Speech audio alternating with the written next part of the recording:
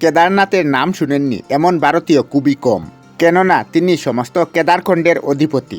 উত্তরাখণ্ডের গাড়োয়াল হিমালয় খণ্ডে অবস্থিত কেদারনাথ মন্দির। কথিত আছে ওই মন্দিরে বাবা কেদারনাথ অতি জাগ্রত। এই কেদারনাথ মন্দির কে বা কারা তৈরি করেছেন তা নিয়ে অনেক বিতর্ক রয়েছে।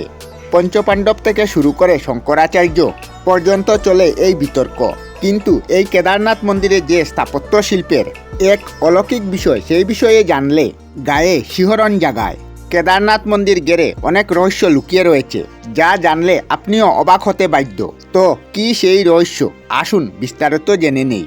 আজকের বিজ্ঞান মনে করে যে কেদারনাথ মন্দির সম্ভবত 8ম শতাব্দীতে নির্মিত হয়েছে।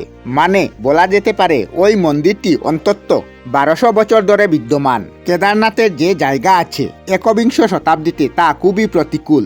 এমন প্রতিকূল পরিস্থিতি 1000 বছরের চেয়েও বেশি সময় লাগে। এমন মন্দির কিভাবে তৈরি হতে পারে তা সত্যই রহস্যময়। অনেকে মনে করেন দৈব শক্তি ছাড়া এই মন্দির নির্মাণ করা অসম্ভব। একদিকে 22,000 ফুট উঁচু কেদারনাথ পাহাড়, অন্যদিকে 21,600 ফুট উঁচু করাচকুণ্ড এবং তৃতীয় দিকে 20,700 ফুট উঁচু ভারতকুণ্ড। এই 3টি মন্দিরের মধ্য দিয়ে 5টি নদী হল মন্দাকিনী, মধুগঙ্গা, চিরগঙ্গা, সরস্বতী ও সরন্দরী। এই এলাকাতে মন্দাকিনীর রাজ লাগে। শীতের দিনে প্রচুর পরিমাণে তুষারপাত এবং বর্ষায় প্রবল বেগে জল প্রবাহিত হয়। এমন জায়গায় এক শিল্পকর্ম কতটা কঠিন হতে পারে সেটা কল্পনারও অতীত। 1913 সালে যে বিপর্যয়কর বন্যা আঘাত আনে, সেই সময়কালে গড় বৃষ্টিপাত ধারণার চেয়ে 375% বেশি ছিল।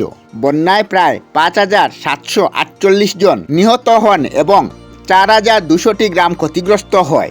ভারতীয় বায়ুসেনা 1,20,000 চেয়েও বেশি মানুষকে এয়ারলিফট করেন। এমন প্রলয়কারী বন্যায় সব কিছু তলিয়ে গেলেও কিন্তু কেদারনাথ মন্দিরের পুরো কাঠামের বিন্দুমাত্রও ক্ষতি হয়নি।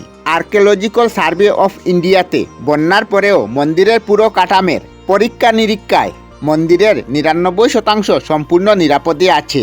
কেদারনাথ মন্দির যেখানে দাঁড়িয়ে আছে এবং শুধু দাঁড়িয়ে নয়, এই শক্তিশালী শিল্পকীর্তিটি যে পদ্ধতিতে জায়গা নির্বাচনে তৈরি করা হয়েছে তার পিছনে কোনো অদ্ভুত শক্তি রয়েছে বলে মনে করা হয়।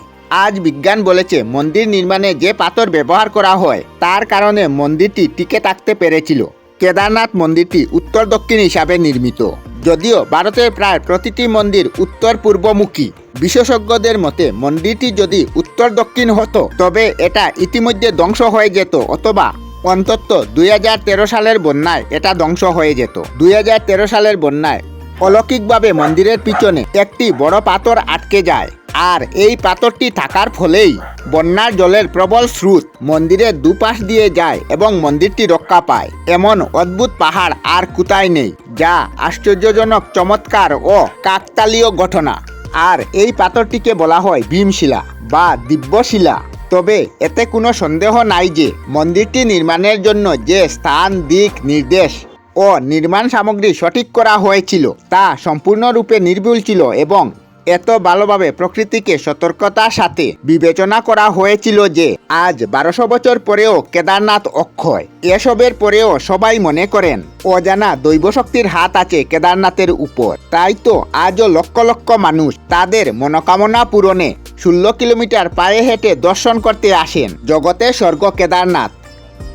আমরা আমাদের চ্যানেলে সব ধরনের ভিডিও আপলোড করি, যেমন ব্লগ, নিউজ, কুকিং ভিডিও, ধার্মিক আলোচনা ইত্যাদি। যদি আপনারা এই ধরনের ভিডিও দেখতে পছন্দ করেন তাহলে এই চ্যানেলটি নিশ্চয়ই সাবস্ক্রাইব করবেন। আমি আপনাদের সাথে বিদায়ক না, আজকের মতো বিদায় নিলাম। আর ভিডিওটি ভালো লাগে লাইক, শেয়ার ও কমেন্ট করবেন। ভিডিওটি সম্পূর্ণ দেখার জন্য অশেষ ধন্যবাদ।